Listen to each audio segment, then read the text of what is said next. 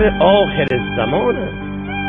یوسف فقط یه زلیخا جلوش بود، الان جلو جوونا هزاران زلیخا. جلو موسی یه فرعون بود، الان تو هر جامعه صدها فرعونه، صدها نمروده، صدها قارونه، صدها سامریه. امروز دینداری مشکله. البته یه مژده هم به جوونا بدم. امام صادق ارواحنا له الفدا فرمود کسی که در آخر زمان دینش را حفظ کند روز قیامت خدا مقامی به او میدهد که سلمان فارسی قبطه او رو بکنه. این مزد شما جوانای با تقواست. خودتون رو گول نزنید، گولتون نزنن.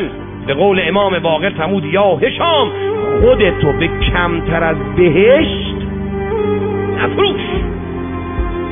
به قول قدیمی ها کلات ارزون نفروش، خودتو کم نگیر. سلمانی که پیغمبر فرمود به خدای علی و خودم قسم، به خدای ارحم الراحمین قسم، آنچه من علی میبینیم سلمانم میبینه، آنچه من علی میشنویم سلمانم میشنوه. ببین تو دیگه چه مقامی داری که این سلمان با این شناسنامش روز قیامت به مقام تو قبطه می‌کند.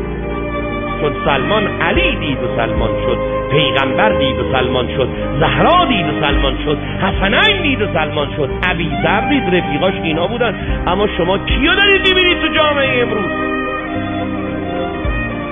کو سلمان، کو ابیذر، کو مالک، کو عمار، کو مقداد؟ خودتون رو ارزون نفروشید. دقت